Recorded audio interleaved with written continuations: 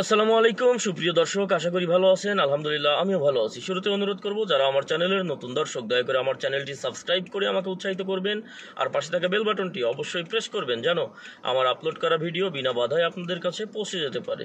প্রিয় দর্শক, আজকে এই ভিডিওতে কথা বলবো মধ্যপ্রাচ্যের বর্তমান যেই যুদ্ধ ভাব, মানে সমর বিগ্রহ একটা ভাব চলে এসেছে, এতে করে দুবাই কতটা নিরাপদ, বা দুবাইতে ইনভেস্ট কতটা নিরাপদ, আজকে এই বিষয়টা নিয়েই আপনাদের সাথে কথা বলবো। তবে তার আগে একটু যে রিসেন্টলি যেই ঘটনাটা ঘটলো মধ্যপ্রাচ্যে, ইতিহাসের বলা চলে সব থেকে কি বলে মানে মানে আকস্মিক যে ঘটনাটা, মানে ইতিহাসের সব থেকে বড় যে ড্রোন হামলা, ইতিহাসের সব থেকে বড় যে চমকপ্রদ যেই ঘটনাটা, সেটা হচ্ছে ইরান ইসরায়েলে আক্রমণ করেছে। আসলে ইরান ইসরায়েলে আক্রমণ করা নিয়ে এতে করে আরব আমিরাত বা ওমান বা সৌদি আরবের কোনো কিছুই আসে যায় না। দেখুন, আমরা অনেকাংশেই অনেক সময় এটা মনে করে থাকি যে ইরানের সাথে এদের বৈরিতা আছে, আবার ইসরায়েলের সাথে এদের কি বলে কূটনৈতিক সম্পর্ক আছে অনেকগুলো দেশের, যদিও সৌদি বা ওমানের নেই, কিন্তু কাতার, বাহরাইন এবং আরব আমিরাতের আছে।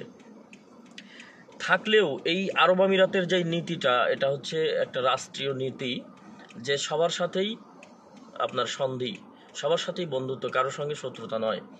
আর আরব আমিরাতের যেই গভর্নমেন্ট, বা যিনি রাজা আছেন, প্রেসিডেন্ট, ওনার চিন্তাধারা সম্পূর্ণই সারা পৃথিবীর সমস্ত রাজাধিরাজের মাথায় যে চিন্তা ঘোরে, আরব আমিরাতের যেই বাদশাগণ রয়েছেন এবং প্রেসিডেন্ট রয়েছেন, ওনাদের মাথায় অন্য ধরনের চিন্তা ঘোরে, সব থেকে ব্যতিক্রম চিন্তাগুলো ঘোরে। ওনারা এই দেশের উন্নয়ন, জনগণের উন্নয়ন ছাড়া আর কিছুই বোঝেন না। অ্যাকচুয়ালি ওনারা কী বা করতে পারেন? দেশ ছোট, আরব আমিরাত দেশ যে খুব বড় তা না, আমাদের বাংলাদেশের তুলনায়ও অর্ধেক। তো এতটুকু একটা দেশ যেমন আছে, তার তুলনায় জনসংখ্যা খুবই কম, এদের নিজস্ব লোকাল জনসংখ্যা 1 কোটিও হবে না। তো আমাদের কি বলে, আমাদের দেশের জনসংখ্যা কত? আমাদের দেশের জনসংখ্যাই তো 20 কোটি। তো এখানে 1 কোটিও হবে না। তো এই 1 কোটির মধ্যে কে যুদ্ধ করবে, কে মারামারি করবে, কে হানাহানি করবে? এই জন্য এরা সব কিছু বিবেচনায় একটা শান্তিপ্রিয় যেই ওয়েটা আছে, শান্তির যেই পথটা আছে, সেটা ধরেই এরা চলে। এরা কারোর সঙ্গে যুদ্ধ বিগ্রহে যায় না। দেখেন, ইরানের সাথে এই দেশের একটা হালকা মৃদু একটা বৈরি ভাব থাকলেও এরা কখনো কিন্তু কোনো যুদ্ধ বা সংঘর্ষে লিপ্ত হয় না। এরা যে যার জায়গায় সুন্দরভাবে আছে, কেউ কাউকে বিরক্ত করে না, ডিস্টার্ব করে না। এবং ইরান যে ইসরায়েলের উপরে হামলা করলো, এটা তো হামলা বলতে প্রতিবাদ। ওরা আগে হামলা করছে, তারপরে ইরান হামলা করছে। এবং ইরান কিন্তু অনেক বিধ্বংসী একটা দেশ। ইরানের কিন্তু অনেক, আমরা সবাই জানি, ইরানের যেই সামরিক যেই সক্ষমতা রয়েছে, তার হয়তো 5% সক্ষমতা বা 10% সক্ষমতা ইসরায়েলকে দেখাই যায়। কারণ ইরানের যে ক্ষেপণাস্ত্রগুলো আছে, এগুলো কিন্তু মাত্র 5 মিনিটের মধ্যে এত দ্রুতগামী যে 5 থেকে 7 মিনিটের মধ্যে, মানে 400 সেকেন্ড, তাহলে কয় মিনিট হয়? 10 মিনিটেরও কম। 400 সেকেন্ডের মধ্যে ইরান থেকে ইসরায়েলে হামলা করার মতো সক্ষমতা রাখে। সেইখানে ইরানের যেই ওয়েপন্সগুলো যেগুলো ইউজ করছে, এগুলো 5 ঘন্টা সময় লাগছে। এবং ইরান এগুলোকে ফায়ার করার পরপরই ঘোষণা করে দিছে আমাদের ফায়ার করা শেষ। আসলে ইরানও চায় না, ইরানও চাইছে যে ইসরায়েল এগুলোকে প্রতিহত করুক, এবং প্রতিহত করতে পারলে তাইলে ইরান ওইখান থেকে আরও অনেক কিছু শিখতে পারবে, যে আমাদের এই অস্ত্রগুলো ওরা কি অস্ত্র দিয়ে শিখতে পারলো, প্রতিহত করতে পারলো, ওইটাকে কিভাবে ফাঁকি দেওয়া যায়, এই জিনিসগুলো এখন ইরান আবিষ্কার করবে। দেন আমরা যে এই চিন্তা নিয়ে চলি, ইরান কিন্তু তার থেকে অনেক বেশি। ইহুদিদের মাথায় বুদ্ধি সব থেকে বেশি, কিন্তু ইরানের কাছে ওরা ধরা। দেখেন, ইরান এই যে এই স্লো ফায়ারটা করছে, স্লো আক্রমণটা করছেই ওদের যেই ওরা তো ইরানের আক্রমণকে, ইরান তো স্লোলি মারছে, কিন্তু ইসরায়েল তো আর স্লোলি এটাকে কি বলে প্রোটেকশন করে নাই। ইসরায়েল তো তার সমস্ত শক্তি নিয়ে ইরানের এই আক্রমণটাকে প্রতিহত করার চেষ্টা করছে। এবং এতে করে ইরান কিন্তু জেনে গেল যে ইসরায়েলের কি ক্ষমতা রয়েছে প্রতিহত করার মতো। তো ইরান অলরেডি এই তথ্যগুলো নিয়ে নিছে, ইরানের ড্রোন ক্ষেপণাস্ত্রগুলো, এবং কিছু ক্ষেপণাস্ত্র স্লো ক্ষেপণাস্ত্র হওয়া সত্ত্বেও সেগুলো ইসরায়েলের ভূখণ্ডে আঘাত করছে। তো সেক্ষেত্রে ইরান তো তার তার ধারণার চেয়ে অনেক বেশি সফল, এটা আমি মনে করি। কারণ ইরান ধারণাও করতে পারে না এগুলো ইসরায়েলের ভূখণ্ডে গিয়ে পড়বে। সেই 90 দশক 80 দশকের অস্ত্র যেগুলো মরিচা ধরে গেছিলো সেইগুলো ছাড়ছে ইরান। ইরানের যেই অত্যাধুনিক যেগুলো বানাইছে ওই সেম ডিজাইনে সেম মডেলের যেগুলো নতুন আরও বেশি স্পিড দেওয়া সেগুলো তো ছাড়ে নাই। তো যাই হোক, ওই প্রসঙ্গে কথা না বলে, আমি কোনো সমর বিশেষজ্ঞ নই।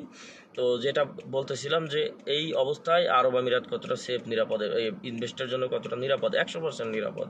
আরব আমিরাত এগুলোর ডানেও নাই বামেও নাই। দেখুন, ইসরায়েলের সাথে সম্পর্ক ভালো আছে, আমেরিকার সাথে সম্পর্ক ভালো আছে, সেটা সুন্দর আছে, কিন্তু এদের নিজস্ব ভূখণ্ড, নিজস্ব মিলিটারি বেস, নিজস্ব আকাশপথ, এগুলো আকাশসীমাকে জলসীমাকে ইউজ করে ইরানে আক্রমণ করার থেকে আমেরিকাকে নিষেধ করে দিছে বা ইসরায়েলকেও নিষেধ করে দিছে যে তোমাদেরকে আমাদের দেশে বেস বানাইতে দিছি, তোমাদের সেনাবাহিনীকে আমরা খাওয়ায় পড়ায় পালতেছি, যাতে কোনো রাষ্ট্র আমাদের উপরে হামলা না করতে পারে। আমাদেরকে রক্ষা করার জন্য, আমাদের দেশকে ব্যবহার করে ইরানের সাথে ঝগড়া করার জন্য আমরা কিন্তু তোমাকে বেস বানাইতে দেই নাই। তোমাদেরকে বেস বানাইতে দিছি, এখানে এয়ার বেস বানাইছো, মিলিটারি বেস বানাইছো, আমাদেরকে রক্ষা করো, আমাদের ভালো মন্দ নিয়ে তোমরা ব্যস্ত থাকো। তোমরা আমাদের দেশটাকে ব্যবহার করে তুমি ইরানের সঙ্গে ঝামেলায় জড়াইবে, পরে ইরান আমাদের সাথে একটা কনফ্লিক্টে জড়াই যাবে, আমরা ইরানের সাথে একটা সংঘর্ষে লিপ্ত হব। এইসব আমরা চাই না। আমরা শান্তিপ্রিয় দেশ, শান্তিতেই থাকতে চাই। তো বিষয়টা হচ্ছে, যারা জানতে চাচ্ছেন যে বা যারা ভাবতেছেন যে মধ্যপ্রাচ্যের এরকম উত্তেজনাপূর্ণ পরিবেশে এখানে ইনভেস্ট করাটা কেমন হবে, বিনিয়োগ করাটা কেমন হবে, দেখুন, দুবাই এমন একটা জায়গা বা আরব আমিরাত এমন একটা দেশ, এখানে এত সহজে কেউ হামলা করবে না, কারণ এখানে সব দেশেরই অ্যাসেট আছে। হ্যাঁ, আপনার ইরান হামলা করবে না, কখনোই করবে না। ইরানের প্রশ্নই আসে না আরব আমিরাতে হামলা করার, কারণ ইরান মুসলমান দেশকে এত সহজে, দেখুন, ইরান ইসরায়েলের ইহুদিদের দেশে হামলা করে, তারপরেও বেছে বেছে শুধুমাত্র মিলিটারি বেসে, যাতে একটা শিশু, একটা বৃদ্ধ, একটা নারী পুরুষ, একটা সাধারণ সিভিলিয়ান মানুষ যেন, পাবলিক যেন না মারা যায়, যেন ক্ষতিগ্রস্ত না হয়, শুধুমাত্র মিলিটারি বেস, এটাই ইসলামের আদর্শ। সো ইহুদি দেশে যদি এত হিসাব করে হিজবুল্লাহ, হুতি এবং ইরানের আইআরজিসি হামলা করে, তাহলে আরব আমিরাত তো একটা মুসলমান দেশ, এখানে কতটা হিসাব করবে আপনারা নিশ্চিত থাকেন যে এই দেশের উপরে ইরান কোনো হামলা করবে না, বা করার কোনো সিস্টেমও নাই, কোনো এরকম কোনো সুযোগও নাই। মানে ইরানের সাথে এই দেশের এরকম কোনো সম্পর্কই না যে এই দেশে আক্রমণ চালানোর মতো পর্যায়ে ইরান চলে যাবে, বা ইসরায়েলও এই দেশে আক্রমণ চালাবে না। আমি এতটুকু হয়তো কেউ হয়তো এইটা নিয়ে চিন্তা করে নাই। আমার মনের মধ্যে একটা কথা আছে যে যদি কোনো কারণে আমেরিকা বা ইসরায়েল এই দেশের উপর আক্রমণ করতে চায়, ইরান সেখানে প্রোটেকশন নেবে, এটা আমার বিশ্বাস। একটা মুসলিম কান্ট্রিকে এত সহজে ইরান, তার কোলের মধ্যে থাকা দেশকে এত সহজে ইরান ভেঙে পড়তে দেবে না, বা ইসরায়েল এবং আমেরিকার দ্বারা আক্রান্ত হইতে দেবে না। ফিলিস্তিন অত্যাধিক পেটের মধ্যে, ইসরায়েলের পেটের মধ্যে কি, ইসরায়েল পুরো ফিলিস্তিনটাকেই দখল করে ফেলছে, যার কারণে হয়তো ইরান ওখানে, ইরানের ভূখণ্ড থেকে অনেক দূরে, যার কারণে ইরান যতটুকু পারতেছে তার প্রক্সি দিয়ে চেষ্টা করতেছে। আর আরব আমিরাত তো জাস্ট গালফের, মানে সাগরের এপারে আর ওপারে, ইরান থেকে এসে আরব আমিরাতকে প্রোটেকশন দেওয়া, রক্ষা করা একদম মামুলি ব্যাপার। সো আপনারা নিশ্চিত থাকতে পারেন যে দুবাই বা আরব আমিরাতের কোথাও পরিবেশ কোনো ঘোলা হবে না, এটা খুবই সেফ। এবং এখানকার যারা বাদশারা রয়েছেন, ওনারা অত্যাধিক বিচক্ষণ, ওনারা খুবই সূক্ষ্মভাবে সব কিছু চিন্তাভাবনা করে। ওনারা এই দেশের প্রত্যেকটা রেসিডেন্ট, প্রত্যেকটা সিটিজেন, তাদের নিরাপত্তা নিশ্চিত করে, এবং সবার সাথেই ওই রকম সম্পর্ক রেখেই তারা চলে, যাতে করে কারোর সাথে কোনো দিন সমস্যার সৃষ্টি না হয়। সো আপনারা এই বিষয়ে নিশ্চিত থাকতে পারেন, এবং নির্বিঘ্নে আপনারা আরব আমিরাতে এসে ইনভেস্ট করতে পারেন, এখানে পার্টনার ভিসা নিতে পারেন, এটা নিয়ে দুবাই নিয়ে স্বপ্ন দেখতে পারেন, কোনো সমস্যা নাই, কোনো ধরনের কোনো সমস্যা নাই, এই ব্যাপারে নিশ্চিত থাকতে পারেন। তো আশা করি আপনারা বুঝতে পেরেছেন যে আমি যেহেতু দুবাইতে আসি, আমি এখানে থেকে, এখানকার পরিবেশ পরিস্থিতি দেখে, এখানে যুদ্ধের কোনো জও নাই, মানে একদমই মনে করেন যে এটা নিরাপদ। এবং এখানে কোনো ধরনের সুরাসুর, কোনো ধরনের মিছিল মিটিং, মানে ওই যে ইরানের ফায়ার করা দেখে যে অন্যান্য দেশে মিছিল মিটিং হয়েছে, যেরকম আনন্দ উৎসব হয়েছে, তো এখানে সেগুলোও হবে না। আবার কি বলে যে ইসরায়েল যদি ইরানের উপরে আক্রমণ করে, তাহলে ওই ইহুদিরাও এখানে মাঠে নেমে উৎসব করতে পারবে না। এখানে এরকম কোনো সুযোগ নয়, সবসময় স্বাভাবিক, আপনি আনন্দিত, আপনি আপনার ঘরে বসে আনন্দ করেন, কোনো সমস্যা নেই। হ্যাঁ, চার দেওয়ালের বাইরে এসে আপনি কোনো কিছুই করতে পারবেন না। আশা করি বুঝতে পেরেছেন। তো সবাই ভালো থাকবেন, সুস্থ থাকবেন, সুন্দর থাকবেন। আসসালামু আলাইকুম।